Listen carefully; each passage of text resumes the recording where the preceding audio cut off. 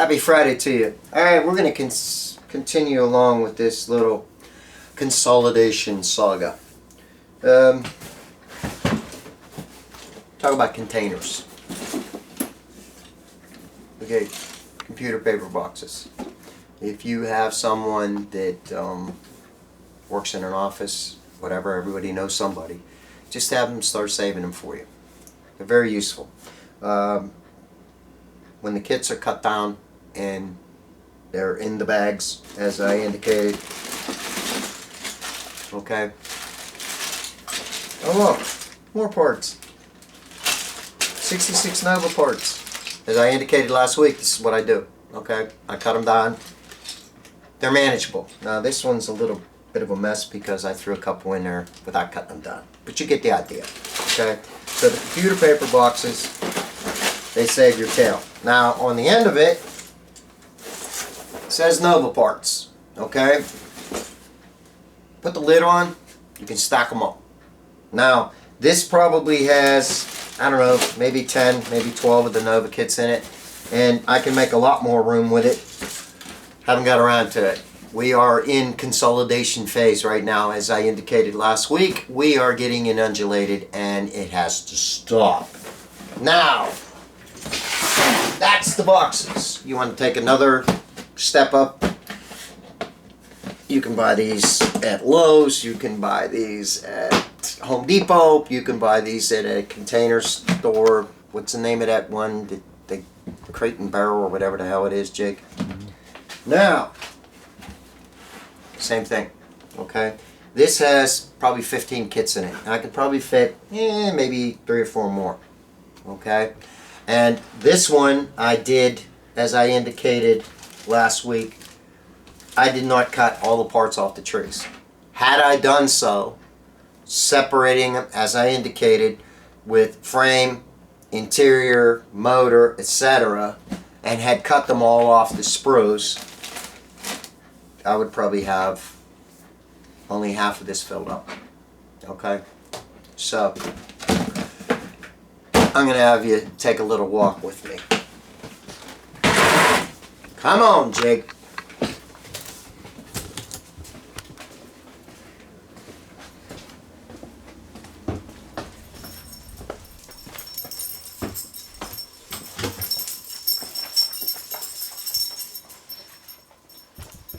Alright, you have to excuse the mess, but as I indicated, this is consolidation time. Now, talked about this a little bit last week. Alright, you take one of these, you're going to need 4 of them. Okay?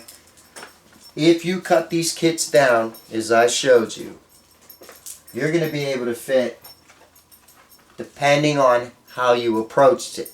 Okay? If you take the kit out of the cellophane and slide it into the bag, you could probably get close to 20, maybe 30 kits in there.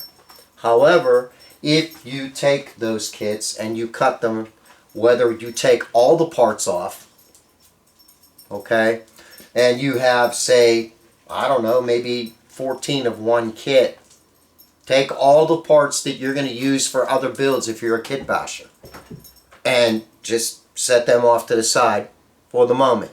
Make sure you label them, okay? You could probably get 40 kits in here, okay? Each one, Chevy, Ford, Chrysler, and what's the other one, Jake? Mm-hmm. Oh no, Jake. Dodge. Yeah. Yeah, Dodge Chrysler. Dodge, Chrysler, Yeah. Plymouth, whatever. You are going to, this thing is going to grow. And the best thing that you can do is take, now if you look up over here, you'll see a lot of the same kits. These will all be going into what I've been telling you to do with it. And this way, I'm making a lot of room. Now this room is going to be completely renovated here shortly. It might take me a year, but I'll get it. Another thing that you can do too, hospitals doing construction, a lot of them, if you turn around, Jake, show them the green cabinets. These are medicine cabinets, okay? They're hermetically sealed on the edges, okay? You can put your bodies and everything in here. You can use these for flash out cabinets, okay? They got a rubber seal on them. This way, no dirt, no dust, no moisture, no nothing gets in here. Always nice to have, okay? And it should be a metal cabinet. Wood and plastic have an electrostatic charge. Believe it or not, wood has one too. And this keeps all the dust, dirt, and garbage out of and away from what you want to try and protect. Now, let me see. Home Depot and Lowe's sell parts bins. Now, back in the day, you could get a 60 bin metal with plastic drawers that slide out. This is where you take and break down the parts that you use a lot. I mean, it might be something as simple as distributors, certain valve covers, etc., etc. If you get this down to a manageable monster, you're going to find your modeling going a lot smoother. Another thing too, and I've noticed this quite a bit, and actually it was brought up, and I think we touched on this on a video a while ago, but I've spent probably 2 or 3 days going over this, and I'm rediscovering what I forgot that I remembered that I didn't have that I did have. Okay? Sounds crazy, but you get back in touch with what your collection is. That's number one. Number two, a lot of guys complain about being stuck.